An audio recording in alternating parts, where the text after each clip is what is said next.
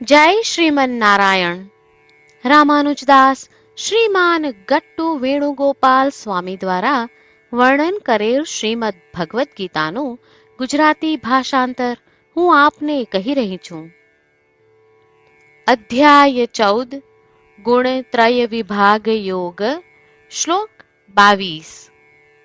પ્રકાશંચ પ્રવૃત્તિંચ મોહમેવ ચ પાંડવ ન દ્વેષ્ટિ સંપ્રવૃત્તાની ન નિવૃત્તાની કાંક્ષતિ. ઓમ. ગીતાચાર્ય શ્રી કૃષ્ણ પરમાત્મા અર્જુન સાથે આપણને બધાને ગુણત્રય વિભાગ યોગ શીખવી રહ્યા છે. પરમાત્મા કહે છે, અર્જુન, સત્વ ગુણને કારણે દેહધારી આત્મામાં સાચું જ્ઞાન અર્થાત પ્રકાશ ઉત્પન્ન થાય છે. રજોગુણ દેહધારી આત્મામાં પ્રવૃત્તિમાં જોડાયેલા રહેવા માટેની રુચિ ઉત્પન્ન કરે છે અને તમો ગુણને કારણે દેહધારી આત્મામાં ભ્રમનું નિર્માણ થાય છે. જો કે જે મનુષ્યો આ ત્રણેય ગુણોને પાર કરી ગયા હોય અને તેમનાથી પરે થઈ ગયા હોય તેઓ ન તો સત્વગુણથી ઉત્પન્ન થયેલા પ્રકાશ, ન તો રજોગુણથી જન્મેલી પ્રવૃત્તિ કે ન તો તમો ગુણથી ઉત્પન્ન થયેલી ભ્રમણા પ્રત્યે ઘૃણા કરે છે. અને જો તે ગુણો વિદ્યમાન ન હોય તો તે મનુષ્યો પ્રકાશ, પ્રવૃત્તિ કે ભ્રમણાની ઈચ્છા રાખતા પણ નથી. જે મનુષ્ય આ ત્રણ ગુણોથી પ્રભાવિત ન હોય અને આ ગુણો તેને અણગમતા વર્તન કરાવતા હોવા છતાં તે ગુણોને ધિક્કારતો નથી. જે મનુષ્ય આ ત્રણ ગુણોથી પ્રભાવિત ન હોય અને આ ગુણો તેની ઈચ્છા અનુસાર વર્તન કરાવતા હોય તેમ છતાં તે ગુણોની અપેક્ષા રાખતો નથી.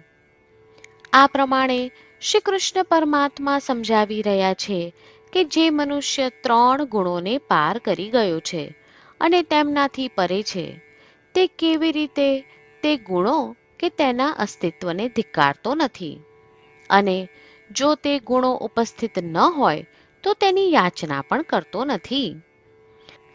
આથી ચાલો આપણે એ સમજીએ કે આપણે શરીરથી ભિન્ન છીએ. તે ત્રણેય ગુણો માત્ર શરીર સાથે સંબંધિત છે અને તે ગુણો આપણા શરીરમાં જે કંઈ થઈ રહ્યું છે તેના માટે ઉત્તરદાયી છે. ચાલો આપણે તે ગુણોથી પ્રભાવિત ન થવાનો પ્રયાસ કરીએ. આ ઉપરાંત રજોગુણ અને તમો ગુણને નિયંત્રિત કરી સત્વગુણનો વિકાસ કરવા અને ત્રણેય ગુણોના બંધન કરતા પ્રભાવથી સ્વયંને મુક્ત કરવા માટે ચાલો આપણે સમગ્ર પ્રવૃત્તિઓ શ્રી કૃષ્ણ પરમાત્માની સેવા સ્વરૂપે અને શ્રીમન નારાયણના સાધન સ્વરૂપે કરીએ. શ્રી કૃષ્ણ પરમાત્માના ઉપદેશોનું મનન કરતા ચાલો આપણે શ્રીમન નારાયણને પ્રાપ્ત કરવાના ઉદ્દેશ્ય સાથે આપણા શરીરનો ઉપયોગ કરવાનું આરંભ કરીએ. શ્રીમન નારાયણનું શરણ લઈ શ્રી કૃષ્ણ પરમાત્માના શબ્દોનું આ શ્લોક સ્વરૂપે પુનરાવર્તન કરીએ.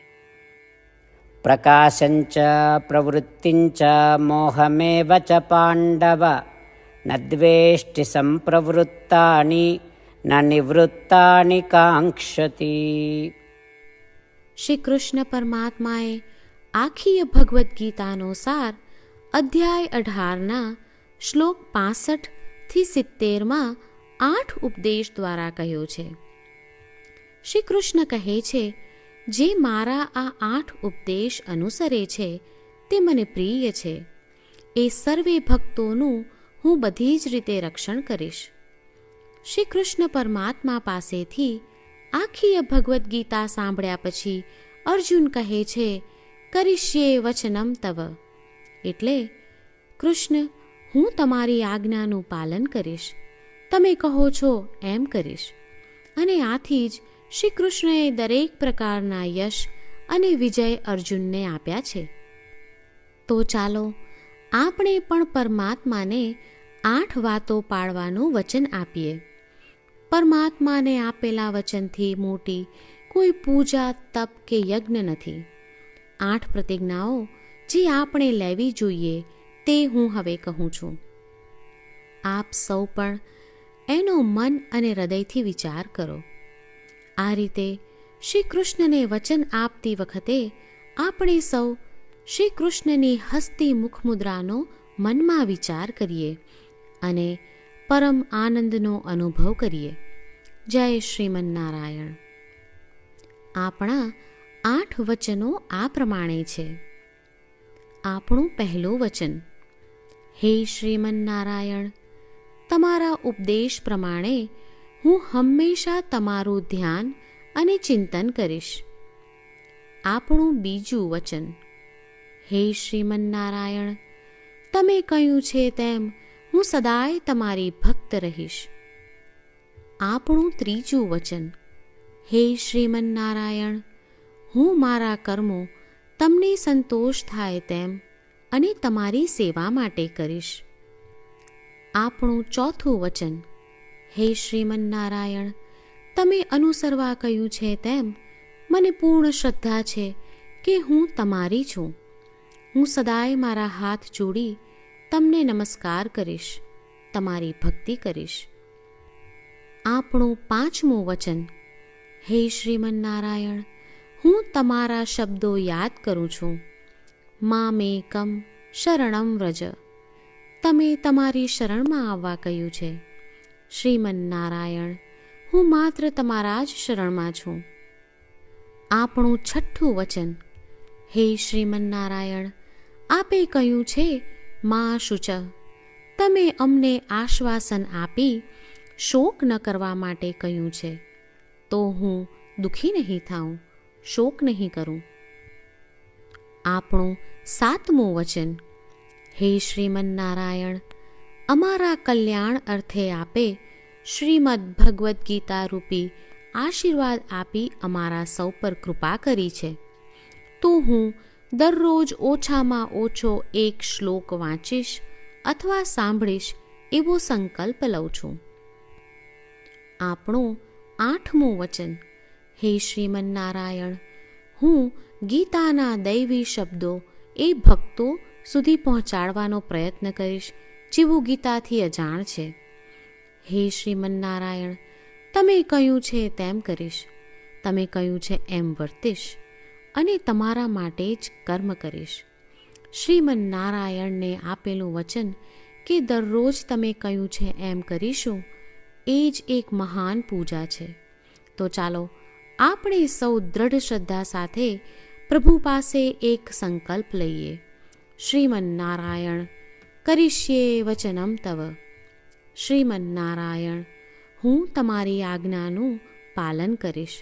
સર્વમ શ્રી કૃષ્ણાર્પણમસ્તુ. જય શ્રીમન્નારાયણ.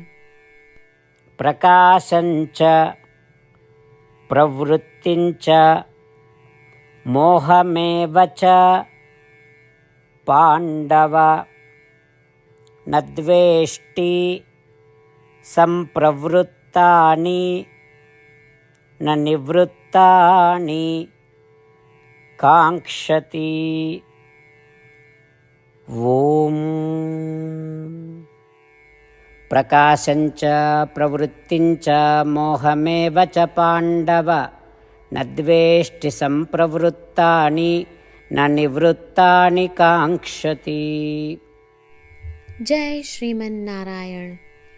તમામ ભક્તોને ખાસ વિનંતી: આપણા જીવનની દરેક બાબતોમાં આપણે તાત્કાલિક અને અસરકારક પરિણામો ઈચ્છીએ છીએ. આ પ્રાપ્ત કરવા માટે ચાલો દરરોજ 1 મિનિટ ફાળવીએ અને નારાયણાસ્ત્રમ વાંચીએ. નારાયણાસ્ત્રમ મેળવવા માટે તેની વેબસાઇટ જે www.narayanaastram.org છે તેના પર જાઓ અને રજિસ્ટ્રેશનમાં તમારું નામ અને ઈમેલ આપો. તમે આપેલા ઈમેલ પર તમને નારાયણાસ્ત્રમ PDF પ્રાપ્ત થશે. PDFમાં રામાયણનો 1 શ્લોક, ગીતાનો 1 શ્લોક અને 1 વિષ્ણુ નામ છે. આ 3ને નારાયણાસ્ત્રમ કહેવામાં આવે છે. દરેક વ્યક્તિને આ શ્લોકોનું અલગ અલગ સંયોજન પ્રાપ્ત થાય છે. જ્યારે દરેક વ્યક્તિ 24,000 ભક્તો સાથે તેમના નારાયણાસ્ત્રમને દરરોજ વાંચે છે અથવા સાંભળે છે, ત્યારે સમગ્ર રામાયણનું 1 વાર પારાયણ, શ્રીમદ્ ભગવદ્ ગીતાનું 33 વાર પારાયણ અને વિષ્ણુ સહસ્ત્રનામનું 24 વાર પારાયણ રોજ પૂર્ણ થાય છે. આ એક અદ્ભુત અને અસાધારણ પરિણામ છે. તેથી તમે અને તમારા પરિવારના સભ્યો તરત જ વેબસાઇટ પર જાઓ અને તમારું નારાયણાસ્ત્ર મેળવો. જય શ્રીમન્નારાયણ.